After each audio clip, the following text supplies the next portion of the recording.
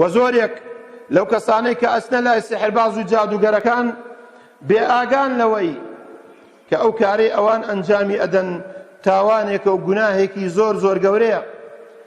ئینسان لە دین دەرئەکات و ئینسان بەرەو کوفر و بێباوەڕی ئەبات.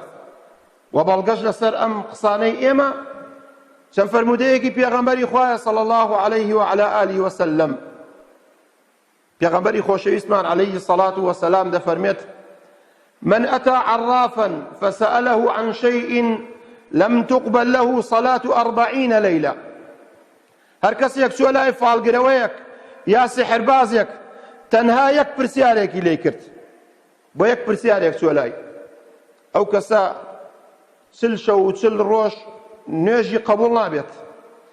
ئیمامی نەووی ڕەحمەتی خوای لێبێ لە شەرحی حەدیثەکەدا فەرموویەتی فەرزەکە لەسەری سقوتە بێت، نوێژەکەی قبوڵە وەکو واجب کە ئەنجامی ئەدا بۆ خوددا، بەڵام لەو نوێژەی کەوا لەو 40 شەو و 40 ڕۆژەیە دیکە ئەوەندە ئەجر و پاداشتی لێ دەست ناکەوێت و خۆ ئەگەر نەشی کات ئەوە گوناهبارە بێت لای خوای ڕەب العالەمین.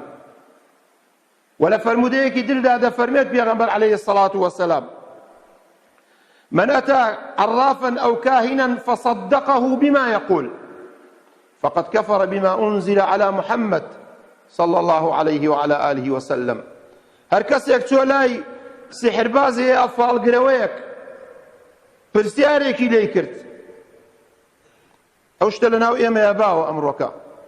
زۆرێک ئەوانەی کەوا نەزانن جاهلن بە دینی خوا یا خەڵکێکی عەوام کاتێک شتێکی لێون ئەبێت، کێشەیەکی توش ئەبێت، ڕوئەکاتە لای سحرباز و فالگرەوە بۆ ئەوەی تەمەشای ئاوێنەی بۆ بکە یا بۆی بخەوێ، بۆ ئەوەی ئەو شتەی بۆ ببینێتەوە کە ئەو ونی کردووە، یا ئەو کەسە چیەکەوا زەرەری لێی داوە. ئەفەرمی عليه الصلاة والسلام: فصدقه بما يقول. کە چۆ لای ئەو سحرباز و جادوگەرەوەیە باوەڕی بە قسەی ئەو سحرباز و جادوگەرەوەیە کرد، فقد كفر بما أنزل على محمد. ئەو کەسە کافر و بێباوەڕ بووە، ئیمانی بەو قورئانە نییە کە هاتۆتە خوارەوە بۆ سەردڵی محەممەد عليه الصلاة والسلام. چونکە عەراف ئەو کەسەیەکەوە ئیدعای غەیب ئەکات، جادوگەر و سحرباز و فالسی کاتێ ئەچیتە لای پێت ئەڵێت من دەست دەخوێنمەوە، پێت ئەڵێ مانگێکی تر تۆ تووشی کێشەیەک ئەبی، یا فڵانە ڕۆژ ڕزقێکی زۆرت دەسەکەوێت، یا فڵان کەس ڕقی لێتە بێتەوە، ئەوێ ماڵت لێت یەک بدات. بەڵام ئەوانە هەمووی ئەسڵی نییە لە ڕاستیدا. ئەوانە باسی ئەکەن، ئەو فالسی و سحربازانە لە کارە پەنهانەکانە و غەیبە و پەیوەندی بەخوای تەبارەک وتەعالاوە هەیە.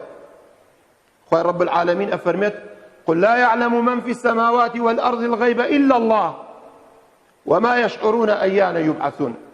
کەس لە عەرز و ئاسمانەکان لە غەیب نازانێ غەیری خوای رب العالمین نەبێت، بەڵکو ئەوانەی کەوا ئێوە باوەڕیان پێ ئەکەن و ئەچنە لایان و پەنایان بۆ ئەبەن بۆەوەی چارەسەری کێشەکانتان بکەن، هەر خۆشیان نازانن کەی ئەمرن و کەی زیندوو ئەبنەوە.